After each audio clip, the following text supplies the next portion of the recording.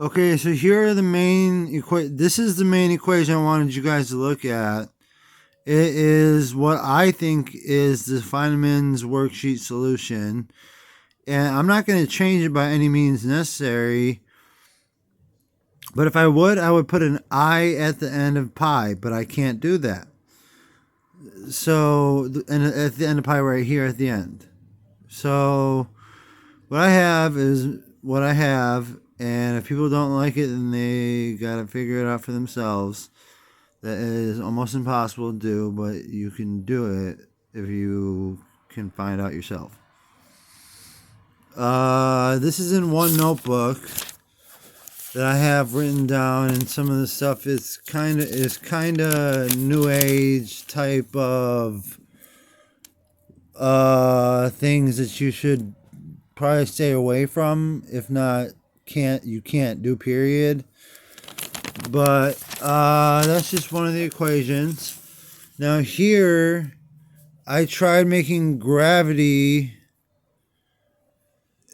out of logic, and in space-time, if you look at this mass, you see a gravitational orbit around it that is about the mass times maybe itself or less than it. So that's an orbit that it creates.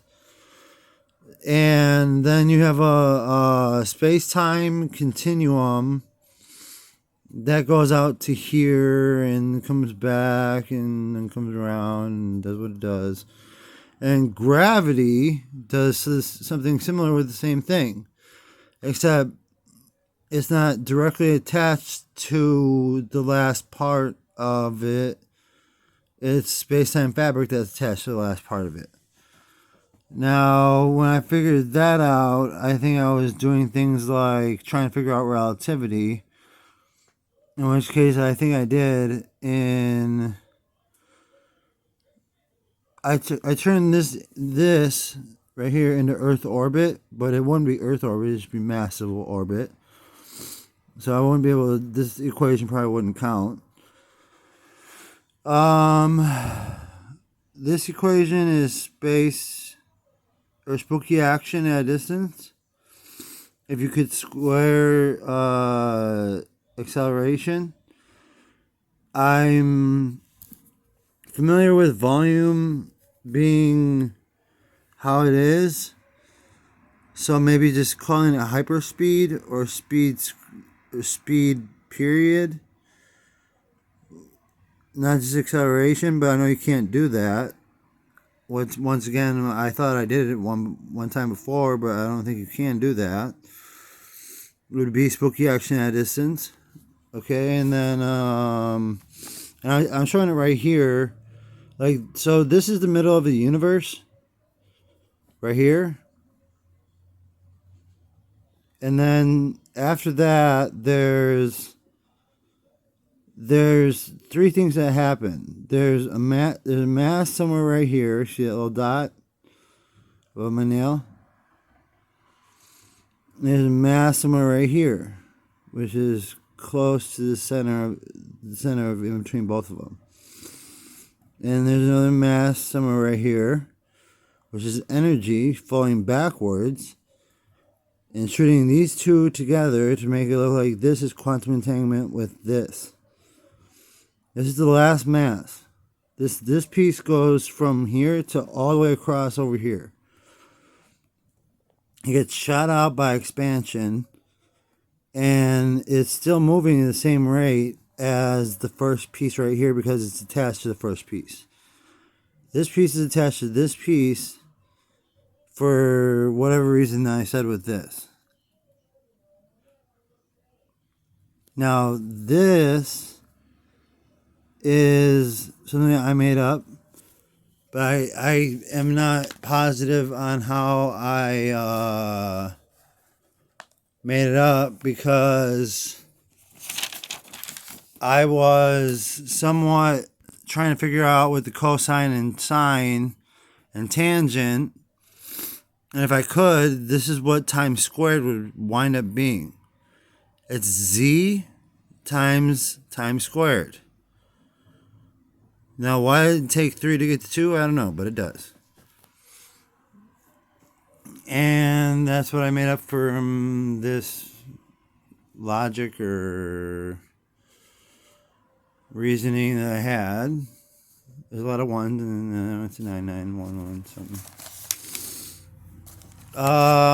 The other thing is these variant forms of equations. These variant forms of equations that I made up, I didn't know what I was doing. But on some of them, I did know what I was doing. And I have quantum equations, but I didn't know what to call them. And I wasn't sure if I had anything that was written down that was special. But the good things that I had all wound up missing one day, and I didn't know why they were missing.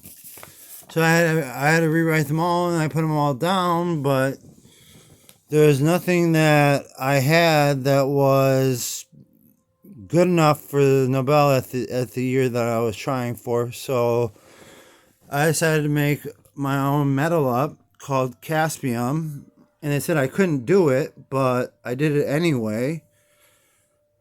What it was copper, silver, and zinc, and then after that, I didn't know what I was doing with my math in the world, so to speak, that I've been trapped in. This is where gravity and space-time meet. So I said it was N1, or here, look, I have a mass of the orbit. I think I showed you this, guys, already. Okay, I showed you that. This is what the universe looks like to me. In order for it all to work out, you need these 8 things. Alright? And this is how I figured it out. All with geometry. All with geometry. Remainder equations and breaking equations up, like right here. Where is it?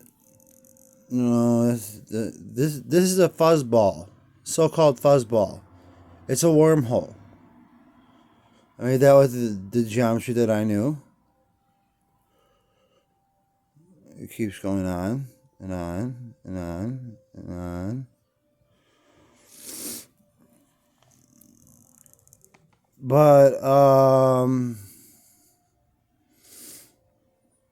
I don't think you can do anything after the third one. So I think z plus x times y right there, plus cb squared times a squared divided by d squared over e plus e squared to the power of the third shows where you can go and enter the wormhole.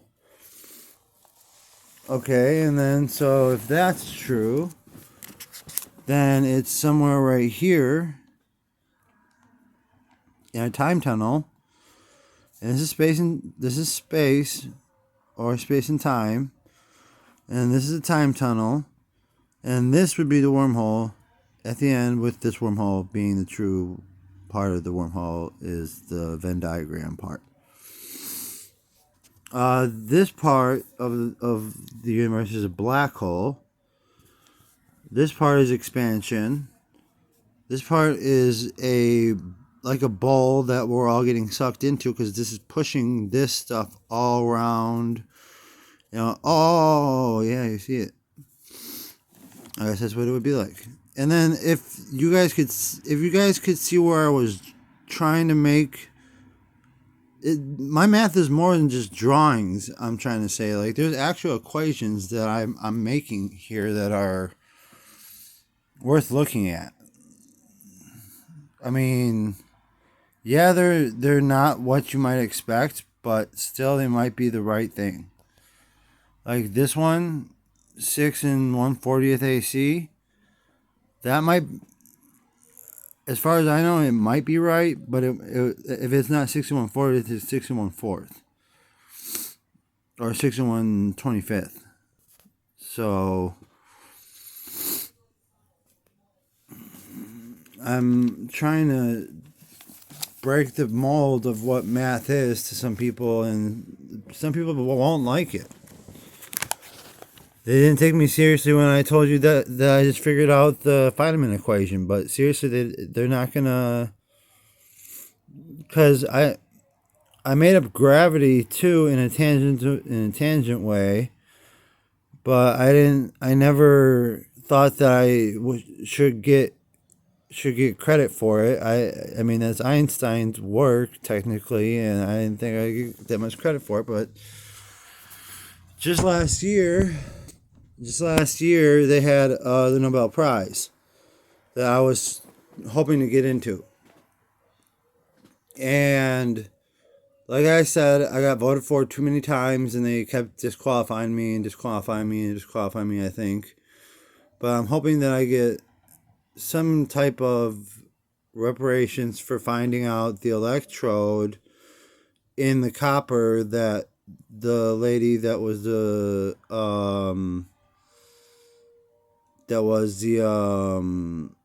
runner up for the chemistry department actually got, because I found out how to highly not magnetize, but magnetically field it. And it hurts people a lot. It hurts people a lot when they get zapped, so I know not to do it. And the other thing is, one of the things is that there's inventions that I can make up that nobody even knows about. Like, I can make a something that brings somebody back to life from a blood clot,